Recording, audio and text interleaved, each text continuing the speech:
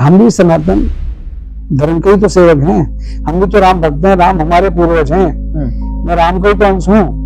मैं तो सिर्फ एक बात कहना चाह रहा हूँ, अब हमें लग रहा है कि बूढ़े बहनों की सरकार है, अब विपक्ष जो केवल मात्र अपनी इतिश्री करता है अपनी बात रखने के बाद, एक्चुअल में कोई बोल के राजी नहीं। अब हमें लगता है कल सैनिकों को अब हमारे को सत्ता में भागीदारी की उपस्थिति अपनी दर्ज करानी पड़ेगी चुनाव के माध्यम से। हर बार ईवीएम का नाम लेकर आप नहीं चुनाव जीत सकते, जनता है। देखो पश्चिम बंगाल में ममता बनर्जी की गुंडागर्दी थी, जनता ने उठा के फेंक दिया। मैं कह रहा हूँ संघ के कुछ प्रचारक, कुछ अधिकारी जो अपने आप को बहुत घमंडी समझने लगे। देश के सबसे बड़े सूबे की बात की जाए जनसंख्या के आधार पर तो उत्तर प्रदेश की आगामी विधानसभा चुनाव की सियासत बेहद गर्म नजर आ रही है। ऐसे में हमने सोचा कि इस बार सेंधमारी करने के लिए या फिर कुछ नया और अनोखा करने के लिए हमने मंच साझा किया, संवाद का नया मंच सूरजपाल अम्मू जी के साथ। सत्ता टॉक्स देख रहे हैं आप और मैं हूं आपका साथी अमन यादव आपके साथ। अम्मू जी बहुत बहुत स्वागत आपसे बातचीत करने के लिए। जी नमस्कार अमन यादव, कैसे हैं आप? मैं बहुत बढ़िया हूं। एक बड़ा जरूरी सवाल है, प्रदेश की राजनीति आपने गर्म कर दी है जब से आपने बोलना शुरू कर दिया है, और मुझे लग रहा है कि अब आपके दौरे जो है प्रदेश की तरफ ज्यादा बढ़ गए उत्तर प्रदेश में। उत्तर प्रदेश में तो मैं लगातार जा रहा हूँ, कई सालों से जा रहा हूँ जी। फिर मेरी माँ की जन्मभूमि है तो उसके प्रति मेरा कुछ दायित्व भी है, तो मैं उत्तर प्रदेश जाता रहता हूँ और करीब 40 जिलों में अब तक उत्तर प्रदेश में जा चुका हूँ। बहुत बड़ा उत्तर प्रदेश है, तो उत्तर प्रदेश में लगातार जाता हूँ। जाना और चुनावी मायने का कुछ नजरिया आप देख रहे हैं, आगामी चुनाव सिर पे नजर आ रहे हैं, तमाम राजनीतिक पार्टियां अब जो है तेजी से हर जिले में हर कस्बे में दौड़ रही हैं, तो क्या उसी के आधार पर सूरजपाल अम्मू भी नजर लगा रहे हैं? डेमोक्रेसी में, लोकतंत्र में हर व्यक्ति को, हर संगठन को, हर राजनीतिक पार्टी को चुनाव लड़ने का अधिकार है। कर्मी सेना भी एक सामाजिक संगठन है। अब सामाजिक संगठन होने के नाते हम लोगों ने पिछले 8-9 सालों से बहुत काम किया है, तो हमने सोचा कि उत्तर प्रदेश के अंदर जिस प्रकार से हालात, जो राम नाम की जो लूट हो रही है, जो राम के नाम को जो बदनाम करने की साजिश हो रही है, तो मुझे अब बर्दाश्त नहीं होता है। ना मेरे कर्मी सेना के लाखों कर्मी सैनिकों को अब बर्दाश्त हो रहा है कि ये सब गलत है। कुल मिला के चंदा चोरी, घोटाले, हीरे जवाहरात, रामशिलाएं गायब कर दी गई, यहाँ की जो ट्रस्टी हैं वो बेईमान हो गए, और अब ऐसे समय पर हम लोग चुप रहे हैं, तो मुझे लगता है यह अन्याय होगा। तो हमारा दायित्व बनता है कि एक संगठन होने के नाते, एक सामाजिक जागरूक संगठन होने के नाते, कि हम अब उत्तर प्रदेश के 2027 के चुनाव में अपनी उपस्थिति दर्ज कराएं। राम मंदिर का आपने जिक्र किया, मैं जानूंगा 15,000 की नौकरी करने वाले व्यक्ति के पास करोड़ों की संपत्ति निकल रही है, इतनी बड़ी चोरी कैसे देख रहे हैं आप? मैं समझता हूँ केवल मात्र 15,000 की नौकरी वाले व्यक्ति के ऊपर सारा के सारा ठीकरा फोड़ना गलत है। इसके पीछे मैं चंपत राय को कैसे भूल जाऊं भैया, मैं अनिल मिश्रा को कैसे भूल जाऊं, मैं गोपाल राव को कैसे भूल जाऊं, मैं वहां पर जो बैंक के जो कर्मचारी हैं जो उनके साथ संलिप्त थे उनको मैं कैसे भूल जाऊं। यहाँ पर मैं अनेक ऐसे लोग जो आज ठेकेदारी लेते हैं हिंदुओं की, उनका वर्चस्व उनको प्राप्त है, मैं उनको कैसे भूल जाऊं। मैं पढ़ा लिखा व्यक्ति हूँ, मैं संघ की शाखाओं में गया हूँ, मैं भारतीय जनता पार्टी में 37 वर्ष मैंने विभिन्न पदों पर काम किया है, परंतु एक व्यक्ति टुन्नी यादव को कहकर, लोकेश मिश्रा को कहकर मैं अपना काम पहले घर में ऐसे कैसे हो जाएगा? कौन है ये लोग? चंपत राय ने उनका अपॉइंट किया, चंपत राय ने सारा काम किया, और चंपत राय इन सबका गिरोह का मुखिया, और चंपत राय के ऊपर कौन है? वो लोग जो उनको टुका फेंका रहते हैं। विश्व हिंदू परिषद के प्रवक्ता आकर टीवी पे बोल रहे हैं, क्या विश्व हिंदू परिषद इन लोगों को बचाने का प्रयास कर रही है? बार-बार करे अगर ये दोषी है तो, अगर अरे भैया चोरी का माल बरामद हुआ है, एसआईटी जांच कर रही है, एसआईटी ने सारी की सारी चीजें पकड़ ली आप लोगों की। एसआईटी ने जब वहां पर जांच शुरू की तो देखा कि वहां तो जो बॉम्बे के जो ज्वेलर हैं या जो दिल्ली के जो ज्वेलर्स एसोसिएशन के लोग हैं जिन्होंने 60 किलो चांदियां दी, किसी ने हीरे जवाहरात के वो दिए, आभूषण दिए, किसी ने सोना दिया, वो कहाँ गया सारा? वो सब गला की ईंट बना दी। ईंट कहाँ गई? एक ट्रस्टी कैसे कह सकता है कि मेरे को नहीं पता, ये एम्प्लॉय गड़बड़ कर गए।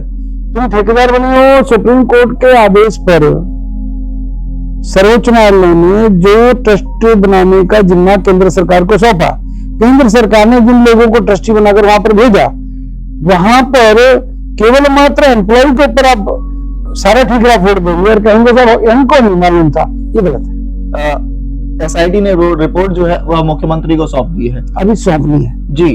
अब ऐसे में आपको क्या लगता है कि मुख्यमंत्री कितना इस चीज को या क्या बचाव करने का काम करेंगे? क्या उनकी राजनीति से धूमिल होगी? उम्मीद लग रही है आपको? देखो, फिर क्या इस नजरिए को कैसे देख रहे हैं? एक शब्द आ रहा है बड़ा प्यारा, एसआईटी की मांग किसने की? ट्रस्टियों ने। ट्रस्ट ने मांग की, मेरे को समझ में नहीं आ रहा। ये तो एक महिपाल सिंह नाम का कोई व्यक्ति था जो ऑडिटर था या एसबीआई का एम्प्लॉय था, जो भी था मुझे नहीं पता। जब ये विषय अखिलेश यादव ने उठाया, जब महिपाल सिंह की वीडियो सोशल मीडिया पे चली, ये मुद्दा उठा, ट्वीट्स हुए और ये मुद्दा जब निकल के आया तो ट्रस्ट को याद आया कि हमारे गड़बड़ हो रही है। सब ट्रस्ट ने लिख के दिया। पिछले 6 महीने की 8 महीने की आपने जो वहां की जो वीडियो फुटेज थी, जो रिकॉर्डिंग्स थी, वो सारी डिलीट कर दी। किसके आदेश पे कर दी? मतलब एक टिल्लू यादव इतना पावरफुल है कि वो वीडियो डिलीट कर देगा, वो सोने के हीरे के जवाहरात गायब कर देगा, वो चांदी की ईंटें गायब कर देगा। मतलब एक टिल्लू यादव। चंपत राय कहाँ गए? गोपाल राव कहाँ गए? अनिल मिश्रा कहाँ गए? गोपाल राव का भतीजा कहाँ गया जो बोरे भर के लेके जाता था ट्रेन से और वापसी में फ्लाइट से आता था? ये व्यक्ति के ऊपर अब मेरे को मालूम है क्या प्लान चल रहा है। ये लोग 2-4-5 कर्मचारियों को ठीकरा फोड़ देंगे, उन लोगों को उड़ा देंगे और बाकी लोगों को बचाएंगे। कारण कि लोगों की सरकार है, इन लोगों की जो योगी और मोदी के ऊपर है। मैं बहुत बड़ी बात कर रहा हूं आपसे। यहाँ पर आज भारतीय जनता पार्टी का एक प्रवक्ता नहीं बोल रहा, एक प्रवक्ता। आप किसी एक चैनल पर, आप लोगों के चैनलों पर, किसी चैनल पर बता दो एक भाजपा के किसी प्रवक्ता का बयान आया हो। तो ये बात तो फिर योगी आदित्यनाथ के हाथ से निकल गई। अब योगी आदित्यनाथ तो बेचारे मुख्यमंत्री हैं, उन्होंने जो बोला है वो कल भी डांट रहे थे सबको, कल भी दबा रहे थे। मैं तो कहूंगा योगी जी को सलाह दूंगा, आप हमारे माननीय, आप बहुत निहायत ईमानदार मुख्यमंत्री हो देश के। सबसे मुख्यमंत्री ईमानदार मुख्यमंत्री कहूंगा तो एक है, वो योगी आदित्यनाथ है। मैं देश के प्रधानमंत्री का सम्मान करता हूँ, क्या बहुत ईमानदार है। परंतु आप बोलते क्यों नहीं हो? आप ध्वजारोहण करते हो, 10 करोड़ खर्च हो जाता है उस दिन। ध्वजारोहण वाले दिन 10 करोड़ रुपए खर्च हो गया और यहाँ पर आपने 5,000 व्यक्तियों को बुलाया, 16 पंजे 80 प्लस में 16,500 रुपए खर्चा एक व्यक्ति के ऊपर आया। वो जो 10 करोड़ खर्च हुआ उसका हिसाब किताब किसने दिया? वही टिल्लू यादव ने लिया क्या? वही लोकेश मिश्रा ने लिया क्या? उस पर चंपत राय का वो नहीं है क्या? आप समझिएगा बात को। यहाँ पर एम्प्लॉयज को फंसाना गलत है। चोर की माँ कौन है? डाका डालने वाले की अम्मा कौन है? बापू कौन है? विषय ये है। तह तक जाने की जरूरत है। नहीं जाओगे तो फिर लोग विश्वास, आस्था खत्म होगी। सनातन धर्म के ऊपर कुठाराघात है। हिंदू धर्म की आस्थाओं को मारने का प्रयास किया जा रहा है। ये जो हिंदुत्व की ठेकेदारी करते थे, आज उन लोगों को कैसा हो गया? सांप सुन गया। आज तो मैं समझता हूँ माननीय मोहन भागवत जी को या विश्व हिंदू परिषद के जो अंतर्राष्ट्रीय अध्यक्ष आलोक जी, मैं भी उनको परारी तौर पर उनको व्यक्तिगत तौर पर बहुत शरीफ ईमानदार व्यक्ति हैं। आज बोलते क्यों नहीं भैया? डाका पड़ गया और आपकी संस्था के सदस्यों ने टिल्लू आरोप करके बाहर लिखा है विश्व हिंदू परिषद, चंपत राय संघ के विश्व हिंदू परिषद के संयोजक हैं, कार्यकर्ता हैं। गोपाल राव कौन है? साउथ से आते हैं, वो भी विश्व हिंदू परिषद से जुड़े हुए हैं, संघ से जुड़े हुए हैं। अनिल मिश्रा कौन है? और इन सबका जो चच्चा है नरेंद्र मिश्रा, जो राम मंदिर निर्माण समिति का हेड है, वो टीवी पे आ रहा है बड़ी बड़ी घोटाला है, गड़बड़ है, कहीं ना कहीं कमियां हैं। अरे भाई, आप राम मंदिर निर्माण समिति के अध्यक्ष हो, आपकी सामग्रियों में भी तो घोटाले हैं, ठेकेदारों ने घोटाले किए। एक इंजीनियर है वर्मा, वो सरेआम सोशल मीडिया पे बोल रहा है कि घोटाले में जितनी गड़बड़ी हुई है वो आज तक हमने कभी देखी नहीं। सीमेंट में गड़बड़ी, रेडी में गड़बड़ी, सरिये में गड़बड़ी। अरे भैया, आप अपने आप को कैसे बता सकते हो? टेलीविजन पर आकर बोल रहे कमियां हैं, ऐसा नहीं होना चाहिए था। क्या मतलब है? जो आपको अभी याद आया तो पोल खुल गई कि चंदा चोरी हो रहा है। चंदा चोरी होने के बाद आप कह रहे हैं वो भी चोर हैं? मैं आपसे कह रहा हूँ, मिले सारे लोग। आप प्रधानमंत्री जी के निकट हैं, आप कैसे, मैं कैसे बोल रहा हूँ? ये वही नरेंद्र मिश्रा है जो मुलायम सिंह यादव की सरकार में चीफ सेक्रेटरी से जिन्होंने दलील चलाई कार से के ऊपर। मैं कैसे बोल रहा हूँ? मैं भी तो आप मिली भगत करे बैठे हैं। मैं आपसे कह रहा हूँ, मिली भगत नहीं, मलाईदार पोस्टों पर बैठे हैं, अपना सिस्टम चला रहे हैं। मलाई में मलाई मक्खन सब खा रहे हैं साहब। एक्चुअल में क्या है कि एक तो गैंग है और इस गैंग के जो मुखिया हैं, जो हेड हैं, वो चुप बैठ गए। माननीय दिनेश जी विश्व परिषद के बहुत वरिष्ठ व्यक्ति हैं।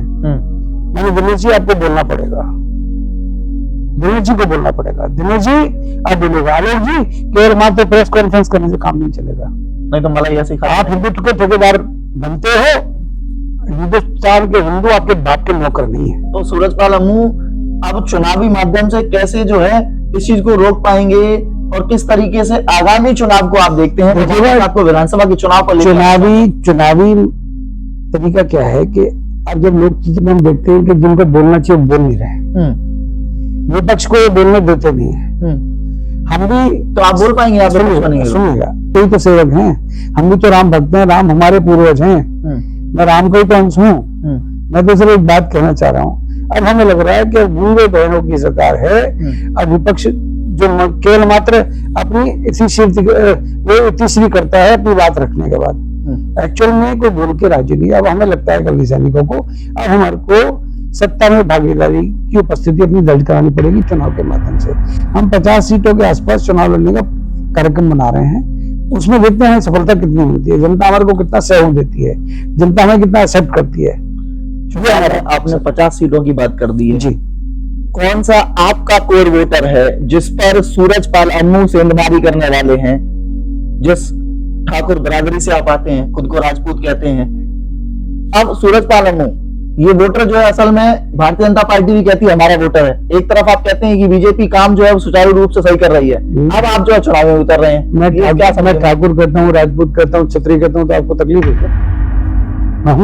मैं तो हूँ ना, मुझे प्राउड है इस बात के। नुकसान तो फिर आप अरे आप करेंगे सुनो भैया, हमारे सुनो भैया, देश का प्रधानमंत्री अपने आपको ओबीसी कहता है, देश का गृह मंत्री अपने आपको बनिया कहता है, अखिलेश यादव अपने आपको यादव कहते हैं, मायावती आपको अपने आपको शेड्यूल कास्ट कहती है, चंद्रशेखर रावण अपने आपको दलित कहता है। मैं क्षत्रिय कहता हूँ तो गलत कहता हूँ क्या?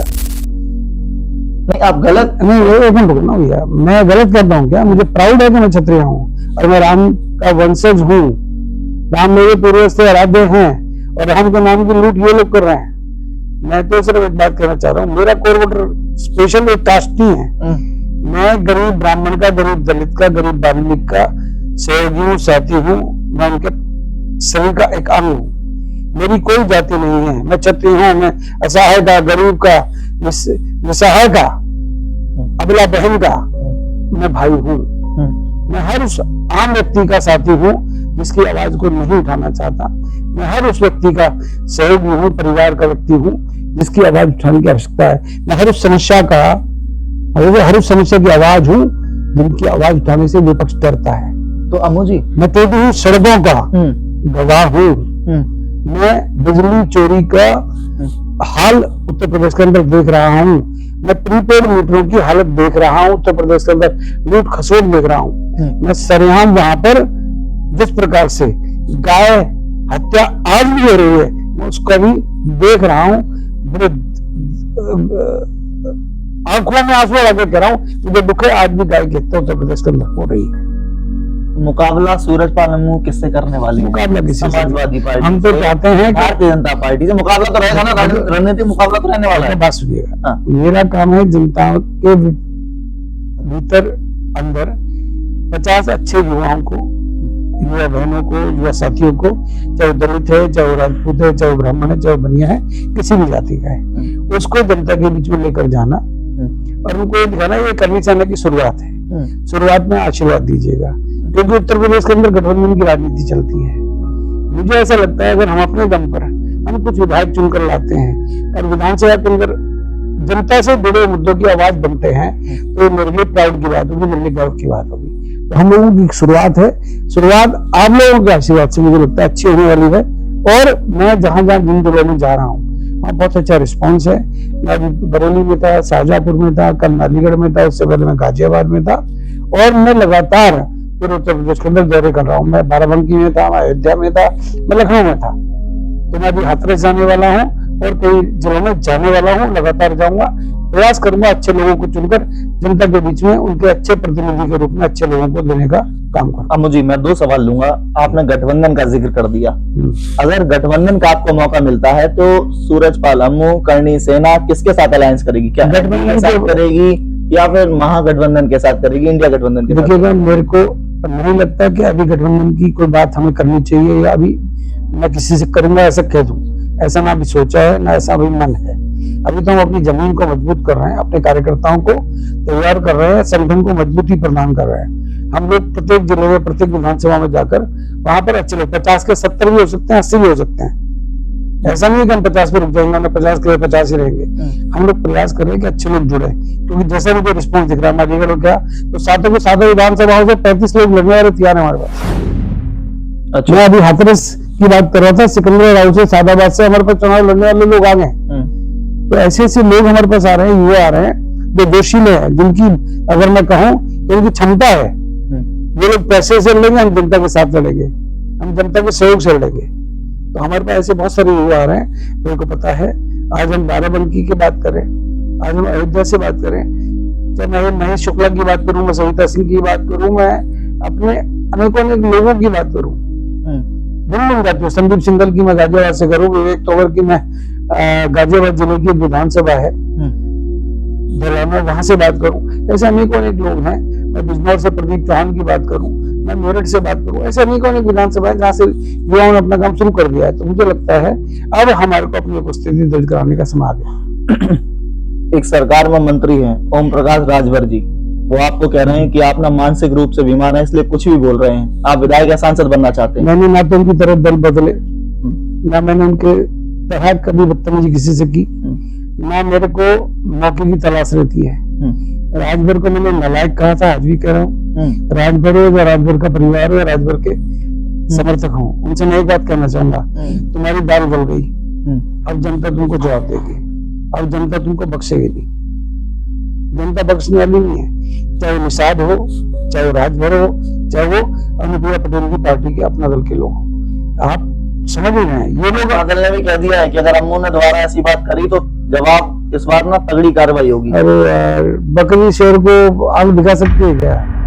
अपने आराम से अपनी दुकान चलाओ, पैसे लूटो गठबंधन में। तो मुझे पता है तुम्हारा हिसाब किताब क्या है। तुम लोगों की मैंने सिर्फ इतना कहा था अलीगढ़ के अंदर कि विधायकों की पूंजियों का, संपत्ति की जांच करा लो। इनकी हालत इतनी बुरी है कि उन्होंने इतना माल कमा लिया है, अब वो इनसे बर्दाश्त नहीं हो रहा। जिनके घर में गलत दाने नहीं थे, उनके घर में नोटों के बक्से भरे हुए हैं। मतलब मीडिया वालों से कहूंगा, भैया आप ये इधर उधर घूमते जरा इनके ना सहयोगी दलों के घरों पे ही छापे मारो। कुछ भारतीय जनता पार्टी के विधायकों का, मंत्रियों का नाम हम देंगे, उनके यहाँ भी छापे मार के देख लो। अगर वहां से माल ना आए, हम बताएंगे जगह कहाँ माल पड़ा है। ऐसा है केवल मात्र, आपको पता है, अरे हम कह रहे हैं इनकी संपत्ति नहीं हमारे पास लिस्ट है जी। इन्होंने कहाँ कहाँ संपत्तियां खरीदी है, ये कहाँ कहाँ इन्होंने माल लगाया हुआ है, कहाँ कहाँ कौन इनका पार्टनर है, कौन कौन इनके इन्वेस्टर हैं, कौन कौन से राज्यों में इन्होंने पैसा इन्वेस्ट किया हुआ है, हमें तो वहां तक भी जानकारी है। तो इसलिए अपनी औकात में रहे भैया, है हमें ये डायलॉग बोलना, डायलॉग नहीं, हमारे पास तो सबूत है। हम तो सबूतों के आधार पर बात कर रहे हैं। हमने अगर राम मंदिर के विषय पर भी बोला है तो हम ये कह सकते हैं कि अगर एसआईटी ने अपनी जांच ढंग से रिपोर्ट पेश नहीं की तो फिर असली रिपोर्ट हम पेश करेंगे और जनता के बीच में इन डाकुओं का मुंह काला करेंगे। ट्रस्ट को भंग करके अगर उन्होंने जल्दी कार्रवाई नहीं शुरू की तो जनता आंदोलित होगी। करनी सेना भी अयोध्या के अंदर बहुत बड़ा आंदोलन करने वाली है चोरों के खिलाफ। ऐसा हो सकता नहीं करेंगे, अगर ये नहीं करते तो कोई तो वो लगाएंगे इसमें। संतोष जी को हमारे मित्र हैं धर्मसेना वाले, उनकी तरह गला फाड़ फाड़ के बैठ के, मुझे मालूम है वो राम मंदिर जब बाबरी ढांचा तोड़ा था और राम कार सेवक थे, अब उनकी हालत ऐसे कर दी है। बिना कटियार जी का दिमागी संतुलन मुझे नहीं लगता है ठीक। अच्छा अम्मू जी, एक चीज और बता दीजिए, क्या आप किसी सहयोगी दल, छोटा मोटा कोई और दल ऐसा है जो करनी सेना कह रहा है कि आप लड़ो, आप आगे चलो, हम भी आपके साथ होंगे? छोटा मोटा दल की तो जहाँ तक बात है, हमारे अनेकों अनेक मित्र हैं, अनेकों अनेक राष्ट्रीय पार्टियों के नेता मेरे मित्र हैं, सहयोगी हैं, जो समय आने पर मैं भी अपने पत्ते खोलूंगा और वो भी खोलेंगे। अभी मेरे एक मित्र हैं राम करके, राष्ट्रीय अधिकार मोर्चा के मेरे मित्र हैं, ब्राह्मण हैं जी, वो अलंकार अग्निहोत्री, वो मुझसे मिलकर अभी गाजियाबाद गए हैं, उन्होंने अपना प्रपोजल दिया है। मेरे मित्र हैं अनिल मिश्रा, जो ग्वालियर से हैं, वो राष्ट्रीय विकल्प मोर्चा, वो भी हमारे मित्र हैं, उनसे भी हमारी बातें चलती रहती हैं। हम ऐसे नए संगठनों को भी अपने टच में रखे हुए हैं जिनकी पब्लिक के अंदर एक अपनी पहचान नए रूप से बन रही है। जो पुराने चावल है ना, वो तो बड़े जोर में गलते हैं। पुराने चावलों को छोड़ दो, हमने नए साथियों की तलाश शुरू कर दी है। हम लोगों को जब समय आएगा, इनको अपनी ताकत दिखाएंगे। जनता के वोटों से चुनाव जीता जाता है, केवल भाषणों से चुनाव नहीं जीता जाता। हम माननीय नरेंद्र भाई मोदी देश के प्रधानमंत्री का बहुत सम्मान करते हैं, हम मोदी जी आपका बहुत सम्मान करते हैं, परंतु अगर सच छुपाओगे, सच बोलने से आप अपने आप को रोकोगे, तो जनता आपको भरोसा नहीं करेगी। मेरे देश में जो हिंदुस्तान जिसको हम कहते हैं, जिस देश में तुम जब भी मुद्दा बनता है हिंदू मुसलमानों के नाम पर राजनीति करते हो, परंतु आप तो हिंदुओं के माल को हिंदू खा रहे हैं, सनातन धर्म की आस्था को ठेस पहुंचा रहे हैं। आपको एक बहुत बड़ी बात बता रहा हूँ आपको, राम मंदिर के अंदर चढ़ावा जहाँ 7 करोड़ 8 करोड़ रुपए महीना आता था, वहां पर हालात ये हो गए कि 1 करोड़ रुपए महीना भी चंदा नहीं, 1 करोड़ महीना भी चंदा नहीं आ रहा। कारण लोगों की आस्था टूट गई, लोगों की आस्था को उन्होंने ठेस पहुंचाई है। ऐसा ही हाल मथुरा का है, ऐसा ही हाल काशी का है, ऐसे अनेकों अनेक मंदिरों का, साउथ के मंदिरों में भी हाल है। ये नहीं करे क्यों राम मंदिर का विषय, यहाँ पर जो लोग बैठे हुए जिन्होंने ठेकेदारी ली हुई है, निश्चित तौर पर बहुत बड़ा मुद्दा है। हिंदुओं की आस्था को, सनातन धर्म की आस्था को तोड़ने का काम ये कुछ लोग कर रहे हैं जो ठेकेदार बनकर बैठे हुए हैं। मैं स्पष्ट तौर पर बात करना चाह रहा हूँ और आपके चैनल पे कह रहा हूँ जी, जो ठेकेदार बनते हैं, ठेकेदार मैं स्पष्ट कह रहा हूँ, माननीय मोहन भागवत जी, लेक्चर देना बड़ा अच्छा है, परंतु लेक्चर सही बातों पर भी दिया करो। माननीय आलोक जी, आपको बोलना पड़ेगा कि आपके लोगों ने चोरी की है, आपके विश्व हिंदू परिषद के नाम का दुरुपयोग हुआ है। मैं कहता हूँ ना संघ में कोई खराबी है ना विश्व हिंदू परिषद में, ना भारतीय जनता पार्टी में, ना समाजवादी पार्टी में। व्यक्ति बुरा होता है, संगठन बुरा नहीं होता। आप संगठन के मुखिया माननीय मोहन भागवत जी, आपको बोलना पड़ेगा। अगर आप नहीं बोल पा रहे हैं तो मुझे लगता है फिर कहीं ना कहीं आपकी मौन स्वीकृति है। मौन स्वीकृति का मतलब है आप नहीं बोल रहे हैं और आपकी नाक के नीचे चोरी हो रही है, डाके डल रहे हैं, आपको बोलना चाहिए। अब मुझे एक छोटा सा सवाल मेरे को जरूर याद आया कि राम मंदिर की चंदा चोरी का नुकसान क्या भारतीय जनता पार्टी को आने वाले चुनाव में होगा, क्या लग रहा है आपको? देखिएगा, जो पार्टी राम के नाम पर सत्ता में आई, जिस पार्टी ने राम के नाम को लेकर, मैं माननीय अडवाणी जी के समय से जब वो रथ यात्रा लेकर चलते थे, तब उस रथ यात्रा में गुड़गांव से उनके रथ के आगे आगे चलता था जी, रामलला हम आएंगे, मंदिर वही बनाएंगे, बाबरी ढांचे के लिए कहा करते थे, एक धक्का और दो, बाबरी ढांचे को तोड़ दो, इस टाइप के नारे लगाया करते थे। तो जो पार्टी राम मंदिर के नाम पर वाजपेयी जी की सरकार आई, माननीय मोदी जी की सरकार आई, लगातार आ रही है। तीसरी बार आपकी सरकार चल रही है। आपके तो नेहरू जी का रिकॉर्ड तोड़ दिया, इतने रिकॉर्ड मत तोड़ो, दिक्कत अब है ही। आप अपने रिकॉर्ड बनाओ, अच्छे बनाओ, ईमानदारी के बनाओ। आप लोग राम के नाम पर सत्ता में आए हैं। उसी रामलला के मंदिर में माननीय मोदी जी कई बार जा चुके हैं, पूजा कर चुके हैं, ध्वजारोहण कर चुके हैं। कौन गड़बड़ कर रहा है, कौन आपकी छवि को धूमिल कर रहा है, जिसके प्रधानमंत्री की ईमानदारी में किसी को शक नहीं है, परंतु उनकी नाक के नीचे कौन सा संगठन है, कौन से लोग हैं जो गड़बड़ कर रहे हैं, उनको उजागर करना आपका दायित्व बनता है। अब आपको आपका दायित्व का निर्वहन करना पड़ेगा। नहीं करोगे तो जनता आपसे रुष्ट होगी, जनता आपको सबक सिखाएगी, और चुनाव में ही जनता सबक सिखाती है जी। गलत फहमी मत रहना, हर बार आपका ईवीएम साथ देगा ऐसा नहीं होता। जब जनता विपक्ष में जाती है, इन्होंने इंदिरा गांधी और अनेकों लोगों को सत्ता से बाहर फेंक दिया। आपको बोलना चाहिए, और अब बोलने का समय है। ईवीएम बदल सकती है, ईवीएम बार बार ईवीएम का नाम लेकर आप नहीं चुनाव जीत सकते। जनता है, देखो पश्चिम बंगाल में ममता बनर्जी की गुंडागर्दी थी, जनता ने उठा के फेंक दिया। आदमी किस गलतफहमी में होकर कल को जनता आपके खिलाफ नहीं होगी। खटका ईवीएम का जनता दबाती है, व्यक्ति नहीं दबाता। जितने भी अधिकारी हैं जो चोरी चकारी में लिखते हैं, 1 मिनट के अंदर पासा पलटते हैं, 1 मिनट के अंदर पासा पलटते हैं, किसी का सभी नहीं है। तो इसलिए घमंड, गरूर, अभिमान जो गलत है, बहुत सारे लोगों को, मैं एक आप आखिरी बात करना, अगर हो सके तो मेरी बात को जरूर दिखाइएगा। जी। संघ के कुछ लोगों को अभिमान हो गया, उनकी भाषा शैली में बहुत ज्यादा गरूर आ गया है। अभिमान किस चीज का है आपको? कौन है वो लोग? मैं कह रहा हूँ संघ के कुछ प्रचारक, कुछ अधिकारी जो अपने आप को बहुत घमंडी समझने लगे। मैं तो संघ के माननीय सुदर्शन जी की बात कर रहा हूँ, रज्जू भैया जी की बात कर रहा हूँ, मैं उसवेले साहब आपकी बात कर रहा हूँ। मानिए कौन एक संघ के प्रचारकों को जानता हूँ जिन्होंने सादगी में अपना जीवन जिया है। उनकी सौम्यता, उनका सरल स्वभाव, स्वयं के साथ उनकी बात करने का तरीका, जी, कार्यकर्ता के साथ बैठकर भोजन करने का तरीका, मैंने उन प्रचारकों को देखा है। आप लोगों में गरूर आ गया है, घमंड आ गया है, और ये घमंड आपके लिए नहीं, मेरे डॉक्टर केशवराव बलिराम हेडगेवार जो राष्ट्रीय स्वयंसेवक संघ के संस्थापक थे, उनकी निष्ठाओं को, उनके सिद्धांतों के विरुद्ध है, विपरीत है। मैंने स्वयंसेवकों को दरी पर बैठे देखा है, अगर भोजन नहीं मिला तो भूखे सोते हुए देखा है, सुना है, उनकी कहानियां सुनी है। आप लोगों को गरूर हो गया है। मेरे मित्र हैं, विश्व हिंदू परिषद में बड़े पदाधिकारी हैं। क्या भाषा है आपकी? कौन है आप? क्या औकात है आपकी? आप आंख दिखाते हो कार्यकर्ता को, देश को आंख दिखाते हो, गलत है। गरूर तो रावण का नहीं रहा, अच्छों का नहीं रहा, इंदिरा गांधी का नहीं रहा, कई लोगों का नहीं रहा। घमंड मनुष्य की बुद्धि को खा जाता है, इस बात को ध्यान में रखिएगा। गरूर ठीक नहीं है। राष्ट्रीय स्वयंसेवक संघ का प्रत्येक स्वयंसेवक ईमानदार है, नो डाउट, परंतु कुछ लोग नालायक, मैं एक शब्द बोल रहा हूं जी, अपने व्यवहार के कारण, कार्यकर्ताओं के साथ बेरुखी के कारण वो संघ की छवि को खराब कर रहे हैं। ये संघ के बड़े अधिकारी को सोचना चाहिए। चलिए, मैं एक अंतिम सवाल आपसे ले लेता हूँ। अमू जी, 50 सीटों से 80 तक आपने बोल दिया कि हो सकती हैं।